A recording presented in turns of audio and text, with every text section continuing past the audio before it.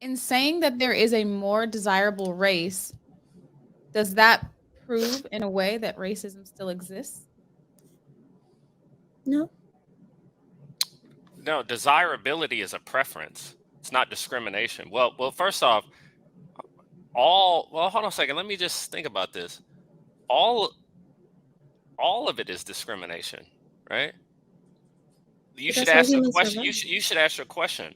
What desirability does racism exist? If everybody has desires, is there any really such thing as racism? Because if everybody's going off of what they desire, is that racism, or is racism just a? I get what you're saying. You're correlating racism to desirability, but if everybody has their own desires, and this was a problem with like integration. If I prefer my own, why are you forcing other people on me? So I don't know. I don't know if you can have racism if everybody has a desire to be with somebody else.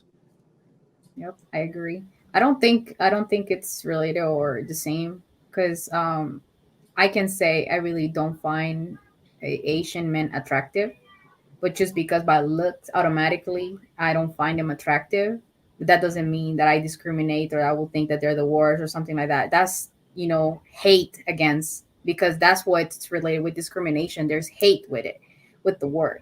So I don't really think it's, if I was immersed in their culture and I was exposed to their culture, familiar with them, and I will probably spend some time with their with Asians, I would probably end up finding someone that I would really find attractive, but that's because I haven't been in their culture or being part of it. So I think it's because simply we haven't meet, or seen other cultures or how they interactions and how they really are. So it's preference. Yeah.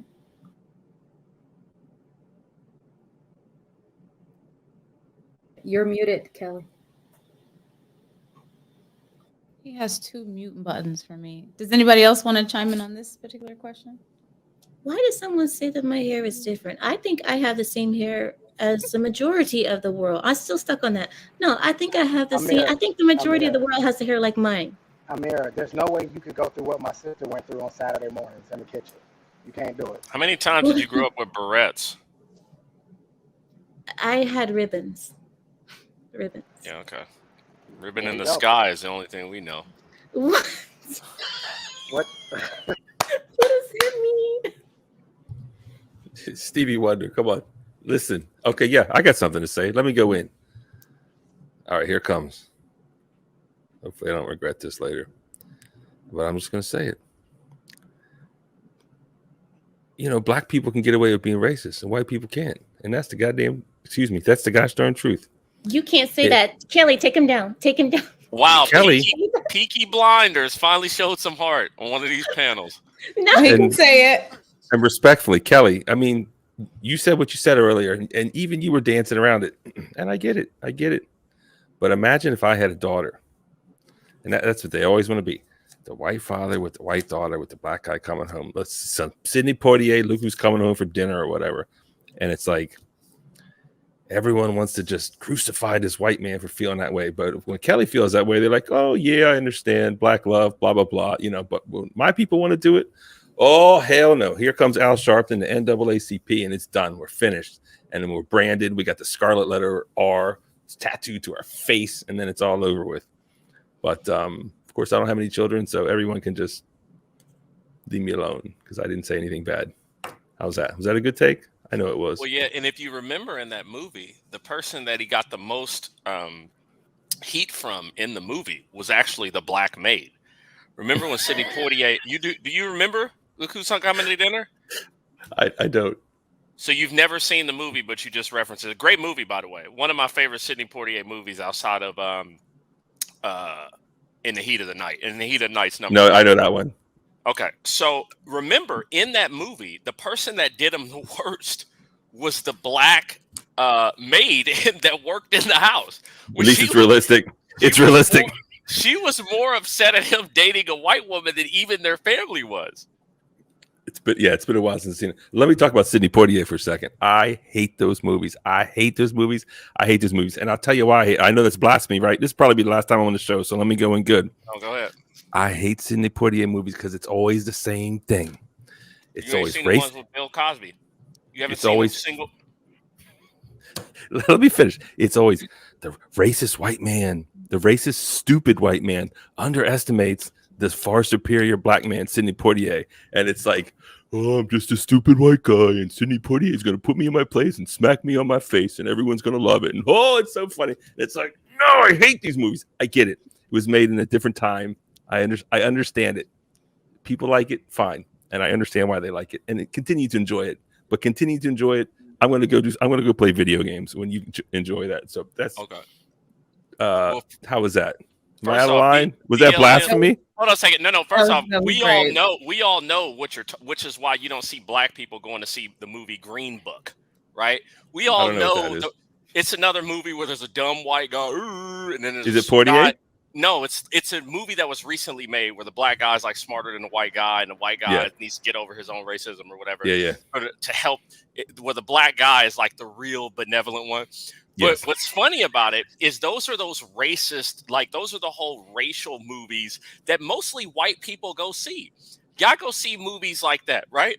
When I think of Sidney Poitier, I think of the ones with Bill Cosby. Like if you've never seen Uptown Saturday Night, you are really doing yourself a disservice, because that was what black cinema was before all the woke and we're victim stuff. Black cinema was actually about black people just being black, right? It wasn't about the white man hates us and we gotta rise up and get him to love us. So I think Sidney Poitier's best movies are the ones that he has with Bill Cosby. But I get the movies you're talking about. I'm gonna look into it on your recommendation, Eric. Thank you. Definitely. I'm telling you, you will not be disappointed. So Trigger Mike, did you hear the question? I know you were in the back. No. What was the question? So I have this last question, then I have a clip. The question is, in saying that there is a more desirable race, does that in any way prove that racism still exists? Absolutely not. That's what Eric said. Preference. I don't know. Preference. Yeah, I think there's always going to be a preference. It's either going to be, there's one that's fabricated and one that's natural, right? So there's going to be one that you gravitate to through, I don't know, I hate that term, social engineering, but stuff you watched on TV, right? So there was one time where I'm trying to think of somebody from my youth that was really light, was the best looking R&B person, but that's the look that was being pushed. Then I realized I preferred Chili from TLC over all them mugs, like, you know. So it's what's being pushed to you versus what you actually like. And we're always going to have a preference. That's like saying women shouldn't practice hypergamy, but they do. You can't help it. Right? So Kelly, can I ask Barnabas a question? What's your feelings on Django? What's your feelings on Django? Man, I tried watching that for about 2 minutes, and I was like, hell no, I'm not watching this. I can't get through it. Won't watch it. I refuse. I'm not trying to watch these movies where my people are like, we're bad. And, you know, and there's that World War II movie coming out now that I want to see, but I'm not going to see it because it's the one with the pilot, right? Who doesn't want to see America shoot down the Japanese, excuse me. Let me. And I'm not going to see it because it's going to be just like the Tuskegee Airmen. No, I'm not going to watch it. I'm not going to watch the Navy diver with the guy, whatever his name is. I don't want to watch it. Yeah, so I don't want to watch it. I don't want to see all my people. Oh, just a little reminder, white man. Look how bad your people were. No, thank you. I'm good. I told y'all. Have you seen The Northman? That's a good movie. It's all white people in the movie. What you're saying? I'm glad you're consistent. Someone wants to know what you think about Gone with the Wind. Okay, I saw it probably. I've seen it throughout my life, and the last time I saw it actually was probably 2 years ago. You look, and guess what? It's a good movie. Every single thing you're saying makes sense. Like, I don't understand what people don't understand about it. So this is what we've been talking about for the last few years about this critical race theory thing in school. And people are like, why aren't you pushing for it? I was like, because if I was white, I wouldn't want nobody telling my kids how bad their ancestors were. That's all you doing with that shit. So if I'm the one making the rules and I could choose whether you're going to tell my people how bad they people were or just kind of live in the present, you know, I would choose. You ain't teaching my kid that shit. Well, hold on. Right. Sorry, let me interrupt. I'm not against the truth, right? I'm not against the truth. No, it's not. It's not. We need to know our history. We need to teach history It's as not accurately as even that possible. it's the truth or not the truth. Why you wearing that hat? He who has the gold makes the rules. So why is everybody mad that the people that got the gold don't want that shit in their history book? It's the way the world has been since times immemorial. If you want to make the rules, get some gold. You can teach whatever the hell you want in your school.